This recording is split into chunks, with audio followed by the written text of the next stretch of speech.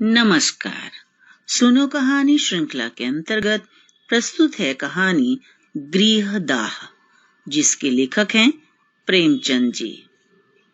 लाला देव प्रकाश अपने पुत्र सत्य प्रकाश को बहुत प्यार करते थे। सत्य प्रकाश भी अत्यंत सुशील और होशियार था।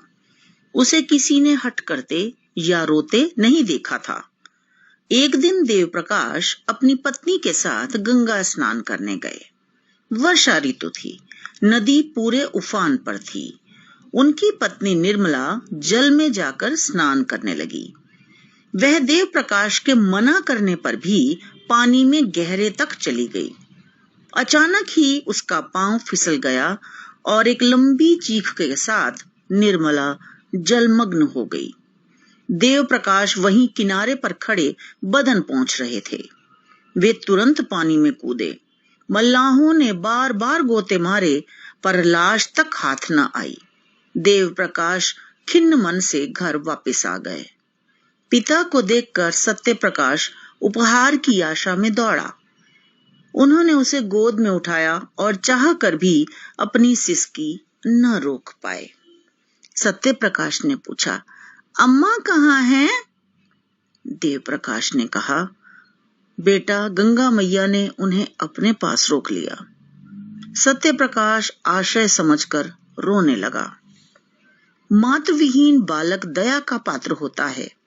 माता के बिना वह परकटे पंछी के समान होता है। धीरे धीरे सत्य प्रकाश को भी एकांत से प्रेम हो गया। पिता की आंखों में भी वह प्रेम न रह सका। 6 माह बीतते बीतते एक दिन अचानक ही उसे मालूम हुआ कि उसकी नई माता आने वाली हैं। पिता ने कहा, बेटा, तुम्हारी नई माँ आकर तुम्हें बहुत प्रेम करेंगी। सत्य प्रकाश, क्या मेरी माँ स्वर्ग से आएंगी? देव प्रकाश, हाँ, वहीं से आएंगी। सत्य प्रकाश, मुझे उसी तरह प्यार करेंगी? देव प्रकाश, हाँ, उसी तरह प्यार करेंगी। घर में विवाह की तैयारियां होने लगी। बारात में सत्य प्रकाश भी गया। वहां नई नानी ने उसे गोद में लेकर एक अशर्फी दे दी। नानी ने नई माता से कहा, बेटी, कैसा सुंदर बालक है, इसे प्यार करना। बच्चे भी रूप के उपासक होते हैं। अतः सत्य प्रकाश ने गहनों से लदी युवती को देखकर प्रसन्नता से उसका अंचल पकड़कर कहा, अम्मा। देवप्रिया इस उत्तरदायित्व भरे संबोधन को सह न सकी। वह अभी प्रेम और विलास का सुख स्वप्न देख ही रही थी कि इस शब्द ने उसके स्वप्न को भंग कर दिया। वह कुछ रुष्ट होकर बोली, मुझे अम्मा मत कहो। बालक सहम कर पीछे हट गया। देवप्रिया ने ससुराल आकर धीरे धीरे पूरे घर पर अधिकार कर लिया। देवप्रिया के पुत्र उत्पन्न होने के बाद सत्य प्रकाश और भी निरीह प्राणी बन गया। पिता की आंखों में भी वह प्रेम ज्योति न रही। नए शिशु का नाम ज्ञान प्रकाश रखा गया। सत्य प्रकाश ने उसे प्रेम से गोद में उठाया ही था कि विमाता ने आकर उसे बहुत डांटा। पिता ने भी उसे मारा। इसने उसके जीवन की काया ही पलट दी। वह घर में बहुत कम आता। पिता आते तो उनसे भी मुंह छिपाता। वह न किसी से कुछ मांगता, न कुछ बोलता। वह पहले कुशाग्र बुद्धि था, परंतु अब पढ़ाई से जी चुराता था। घर में कोई भी उसे प्यार करने वाला नहीं था। वह अपने घर में अपने छोटे भाई ज्ञान प्रकाश से स्नेह करता था। एक बार सत्य प्रकाश कई दिन तक विद्यालय नहीं गया। पिता के पूछने पर उसने जवाब दिया कि फीस न दे पाने के कारण उस पर जुर्माना लगा दिया गया है। पिता ने कारण पूछा तो उसने जवाब दिया कि ज्ञानू ने चंदा दिया तो मैंने भी फीस के पैसे चंदे में दे दिए। पिता ने डांट कर कहा, यदि इसी प्रकार पढ़ाई से जी चुराओगे तो क्या भविष्य में भीख मांगोगे? इस पर उसने कह दिया, हाँ, यदि मेरे भाग्य में भीख मांगना ही लिखा है तो वह भी मांग लूंगा। दूसरे दिन सत्य प्रकाश ने घर से निकलने की तैयारी कर ली। उसकी उम्र अब 16 साल की हो गई थी। किशोरावस्था में आत्माभिमान भी कुछ ज्यादा ही हो जाता है। दोपहर के समय घर से निकल ही रहा था कि ज्ञानू पूछ बैठा, कहाँ जाते हो भैया? तुमसे अम्मा इतना चिढ़ती क्यों हैं? सत्य प्रकाश, शहर जाता हूं, वहां नौकरी करूंगा। ज्ञानू, भैया मेरा मन आपके बिना न लगेगा। सत्य, मैं तुम्हें तुम्हारे स्कूल के पते पर चिट्ठी लिखूंगा। यह कहकर वह कलकत्ते के लिए चल पड़ा। कलकत्ते पहुंचकर सत्य प्रकाश ने एक धर्मशाला में सामान रखा। वह एक डाकघर के सामने लिखने का सामान लेकर बैठ गया। अनपढ़ मजदूरों की चिट्ठियां, मनी ऑर्डर आदि लिखकर पैसा कमाने लगा। उसके व्यवहार से आकर्षित होकर अनेकों मजदूर उसके पास आने लगे। इसी प्रकार समय बीतता गया। ज्ञानू के व्यवहार को याद करके उसने एक घड़ी भेंट स्वरूप ज्ञानू के पास भेज दी। इधर देव प्रकाश अपने छोटे पुत्र ज्ञान प्रकाश का विवाह पक्का करना चाहते थे, परंतु ज्ञान प्रकाश ने साफ इनकार करते हुए कहा कि जब तक बड़े भैया का विवाह न होगा तब तक मैं विवाह नहीं करूंगा। देव प्रकाश भी यही चाहते थे, परंतु देवप्रिया के सामने कुछ भी कहने का साहस उन्हें न था। देव प्रकाश ने साहस करके सत्य प्रकाश से क्षमा मांगते हुए पत्र लिखा। उन्होंने उससे घर आने की विनती की। सत्य प्रकाश ने पत्र के जवाब में 500 रुपए भेजते हुए पत्र लिखा, मेरा अहोभाग्य जो आपने मुझे याद किया। मुझे अपने कुटुंब पाश का बहुत कटु अनुभव है। मैं अब इस बंधन में नहीं बंधना चाहता हूं।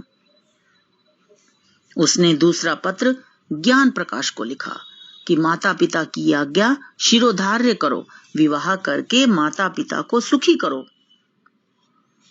देव प्रकाश पत्र को पढ़कर अवाक रह गए। देवप्रिया ने सत्य प्रकाश की बुराई करनी आरंभ कर दी। ज्ञान प्रकाश ने पत्र पढ़ा तो उसे मर्माघात पहुंचा। उसने अपने माता पिता से कहा, कल मैं भैया से मिलने कलकत्ता जाऊंगा। देवप्रिया यह सुनकर क्रोधित हो गई। वह हर बात के लिए सत्य प्रकाश को ही दोषी ठहरा रही थी। देव प्रकाश पत्नी को समझाते हुए कहने लगे कि ज्ञानू अभी क्रोध में है, शांत होने पर विवाह के लिए राजी हो जाएगा। देवप्रिया की आशंका सत्य निकली। देव प्रकाश ने बेटे को बहुत समझाया और कहा कि तुम्हारी माता इस शोक में मर जाएगी, परंतु उसने एक बार नहीं कहकर हां न की। अंततः पिता भी निराश होकर बैठ गए। 3 साल तक प्रतिवर्ष विवाह के दिनों में यह प्रश्न उठता रहा, पर ज्ञान प्रकाश अपनी प्रतिज्ञा पर अटल रहा। उसकी माता का रोना धोना सब निष्फल रहा।